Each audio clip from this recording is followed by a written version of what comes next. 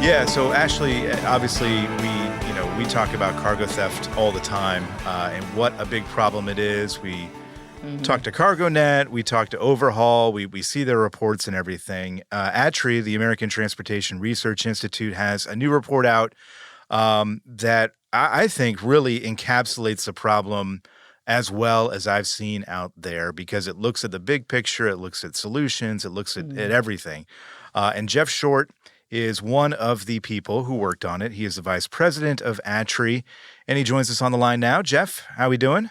Doing well, doing well. So cargo theft, hot take here. Seems to be a problem, Jeff. It is a problem. So our research advisory committee in 2024 identified it as a top problem. Lots of carriers were starting to lose freight to thieves, and they were starting to lose freight in different ways. It wasn't just pilferage or straight theft of a truck. It was being done through the supply chain, using fake email addresses and redirecting freight, essentially. And then, poof, a lot of it was disappearing. Yeah. You know, again, as we said earlier, we get these reports pretty regularly from again, places like Overhaul, CargoNet, and they do a really good job of showing us the rise in cargo theft, and they kind of give us tidbits about the hot spots and these things. It's very clear from looking at those reports that they're, again, I was half joking there, but this is obviously a serious problem. Your report does differ a little bit, I think, in that it does take this big picture view. And you mentioned this was one of the priorities that ATRI had, going into the year here. But what was the goal of this report? Was it to just get a better sense of the scope of the problem? What was the idea? Yeah, the idea was that a lot of carriers, if they have cargo stolen, they're not going to be terribly vocal about it. They're not going to go out and tell everyone about it. It damages reputations. It certainly is embarrassing, and a lot of it even goes unreported to insurance and goes unreported to law enforcement even.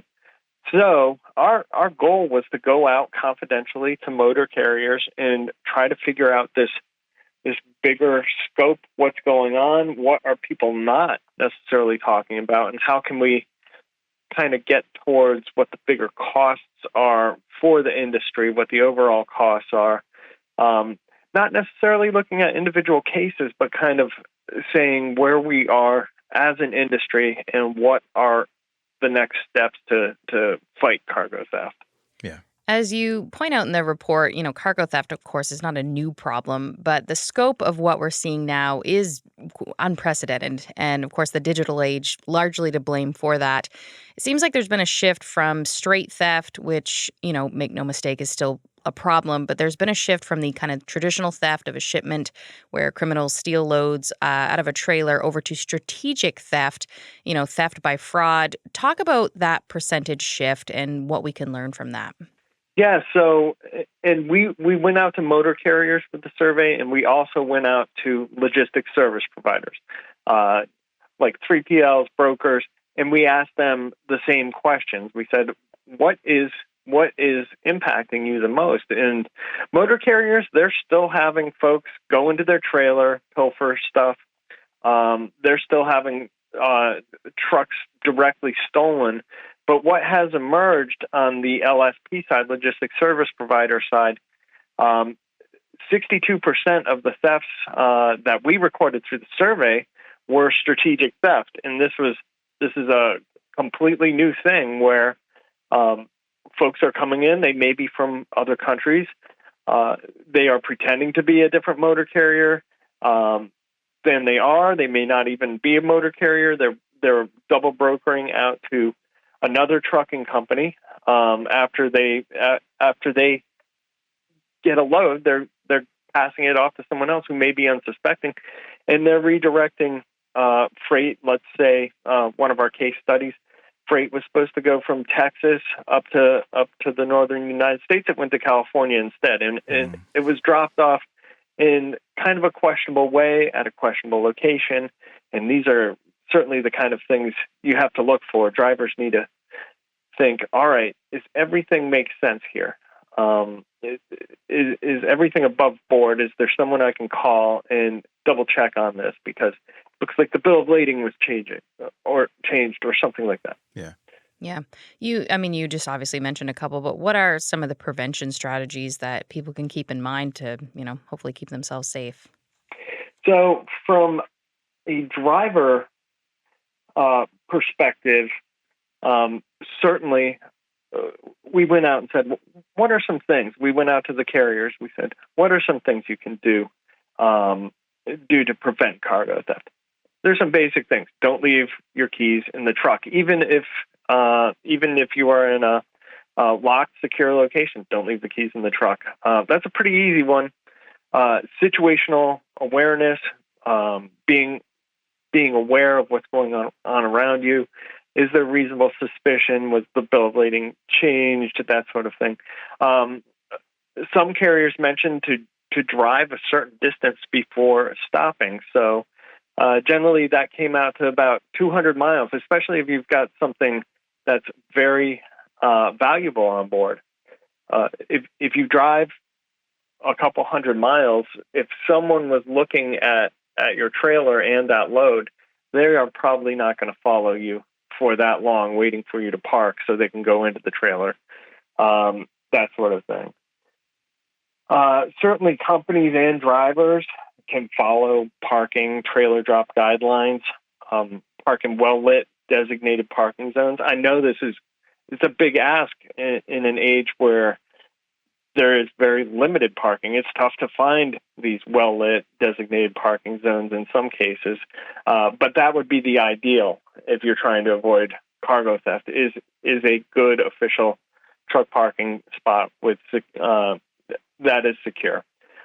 Only drop trailers in a secure fenced yard. If you're going to drop your trailer and it looks like a bad place, it looks like it could be a place that's vulnerable. If there's any other way to do it, certainly do it. Another thing that a lot of respondents said was back trailers against walls, back trailers against other trailers, in order to limit door access and limit access to those trailers.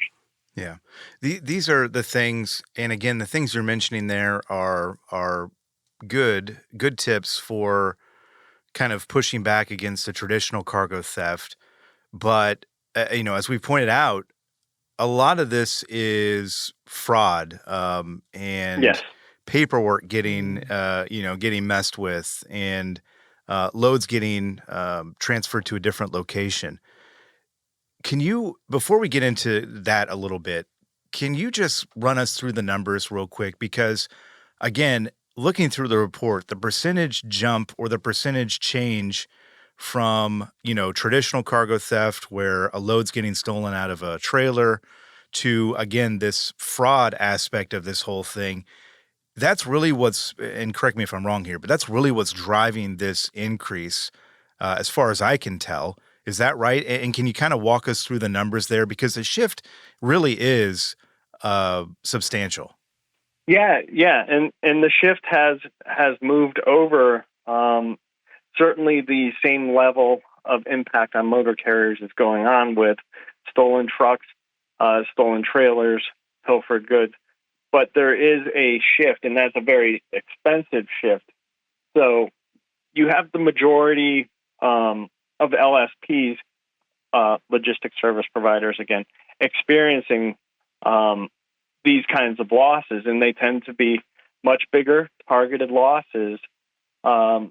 For a motor carrier survey respondent, the annual loss that we saw was about $500,000. For LSPs, it's closing into $2 million, and that's because of the strategic theft. Per incident, motor carrier incidents that don't involve strategic theft tend to be much lower. Overall, for motor carriers, we saw about 29,000 per theft incident. That was the value of the cargo, because a lot of times folks don't know what's in the trailer; they're just stealing what's in there.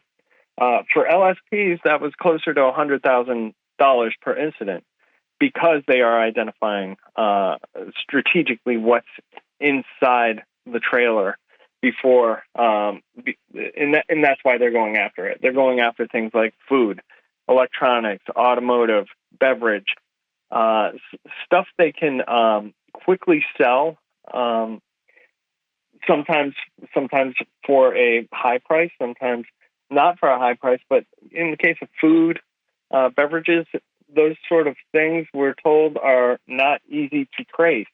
And once they're consumed, they're pretty much gone. Mm. Yeah. So there are some ways to fight against strategic theft that were given to us by respondents. From the logistics service provider perspective, those strategies included vetting motor carriers. Is this a real motor carrier? Who's gonna be picking up this freight and moving it? Continuously monitoring vetted carriers, seeing if any of them are victims of fraud.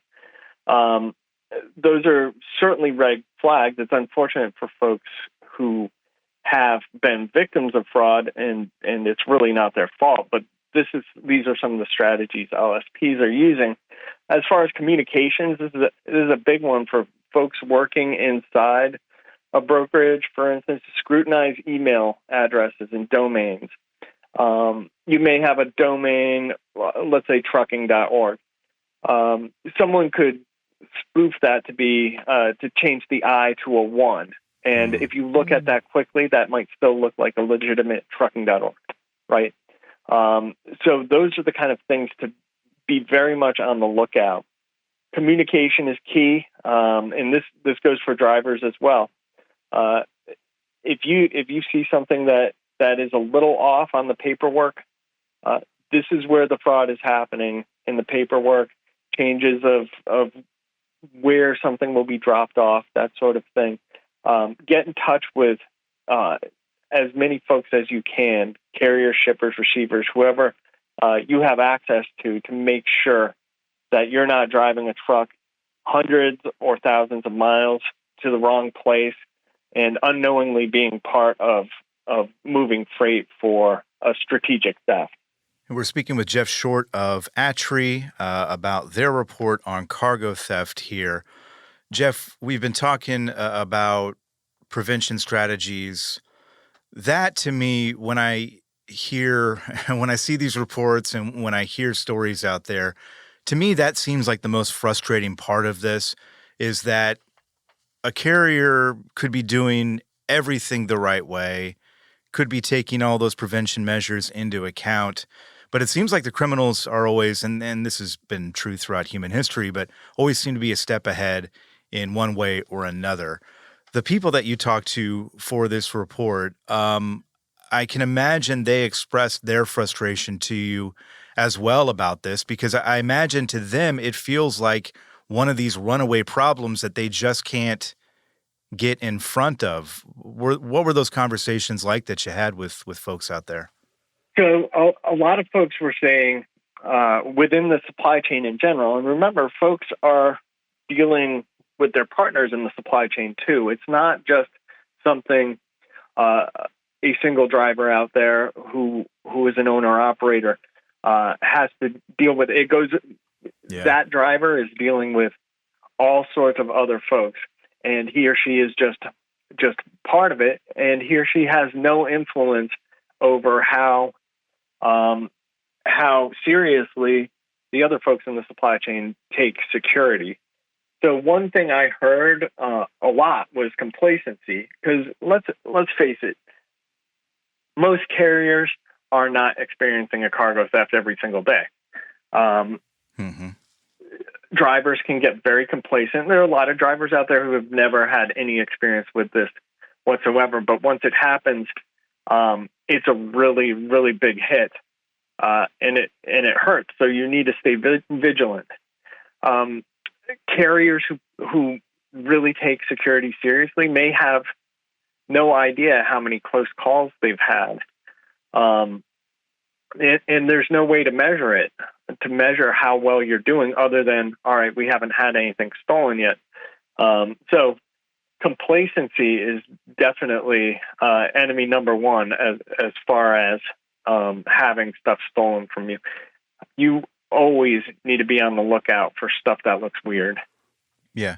You also in the report talk about the insurance angle to this problem. Of course, insurance costs are up across the board, which sometimes nudges victims of cargo theft to not report an incident. This is correct. So for folks who have cargo insurance, we ask them, all right, how often are you reporting? And we found that, especially among LSPs, well, first let me go back to actually how much cargo is recovered, because I think that's kind of important to this discussion. So for motor carriers, 73% of the cargo stolen of incidents was not recovered. Only 2% was recovered in whole. Wow. For LSPs, 21% was recovered in whole. So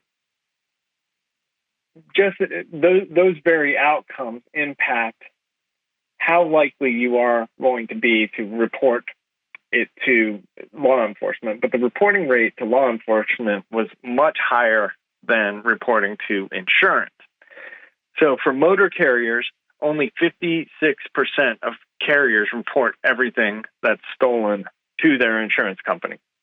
31% of the carriers we talked to said they report nothing to their insurance company. Wow. And that's substantial. They may have insurance. They are just not they're just not utilizing it, and that's because it's below their deductible. It's a low value thing that's stolen. So what ultimately that means is there's less known about the theft that's going on. But they are really afraid of insurance premium consequences. Right. Are you going to get flagged? Is your insurance in the future going to cost more, or do we just eat this loss without letting the insurance company know?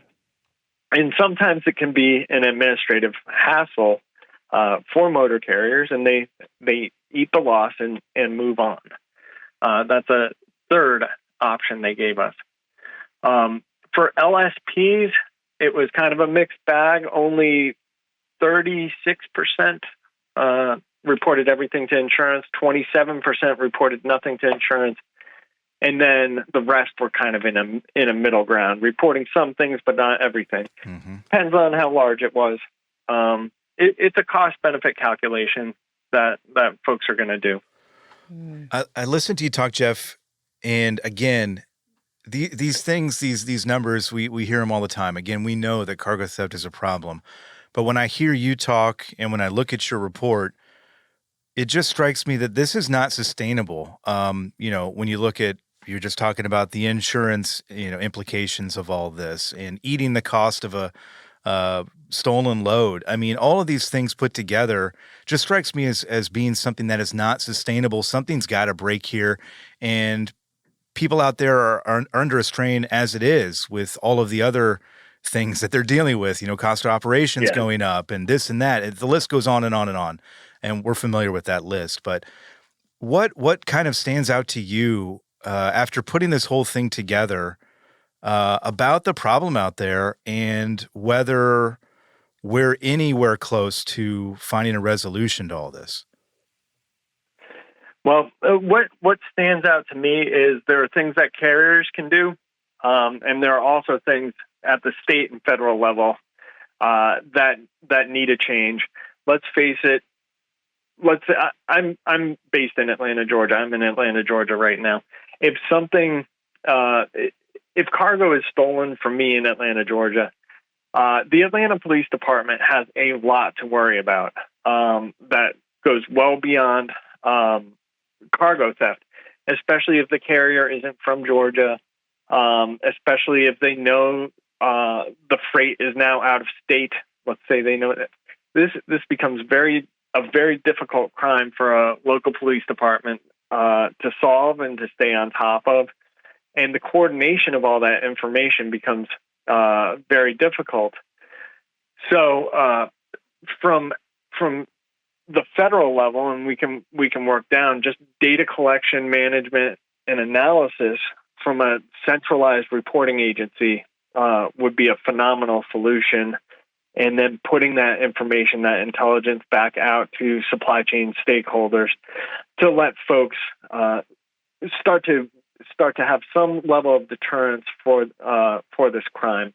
The more freight thefts, cargo thefts that are stopped, the more deterrence. And certainly, if the freight is recovered, that's a big deterrent.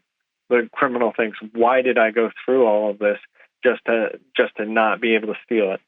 At the state level, there are a lot of states that don't actually have designations for cargo theft as a distinct crime. It just falls under regular theft crimes. So we put in this report some states that have gone and designated cargo theft as a distinct crime with graduated sentencing for cargo theft based on the value of what's stolen. And also we showed some model legislation for advisory boards, task forces that can be put together to bring this issue up to the forefront. Because ultimately, if something's stolen in your jurisdiction, it may not directly impact the citizens of that jurisdiction, but at the end of the day, it does increase the cost of goods. It increases the cost of transporting goods. So it doesn't help anyone. It actually hurts just about everyone in the country who buys goods. Yeah. At the carrier level, we heard a lot about fostering a security culture across the supply chains and within a company. So what does that mean? It's similar to the idea of safety culture, which probably 20 years ago was something big that I was working on. I know a lot of carriers have adopted that. The idea of a security culture would be just leadership-driven support of security, investment in security, lots of training for drivers and staff, involving all employees across all departments, so everyone knows this is something you should look out for. And a lot of companies are doing that already. Yeah. And then finally, just providing support for drivers, employee vigilance. Does a driver feel comfortable to say, "All right, I'm going to report this because this is suspicious"? Right. It may not be an issue, but I want to know that I've got someone on the other end I can check the veracity of information with. Yeah. Yeah, this is certainly one of these issues that it's going to take a village. I'm not sure we're anywhere close where we need to be. In fact, I'm pretty sure we are not. But thanks to people like you and ATRI putting these reports out, I think it raises awareness, which is ultimately a good thing. Jeff, thank you so much for your time. We appreciate it, and we'll talk to you again when the next report comes out. All right, great. Thank you very much. I appreciate it. That was Jeff Short of ATRI, and that's our time for today, for today's show. We thank you for listening, and we'll see you on the other side.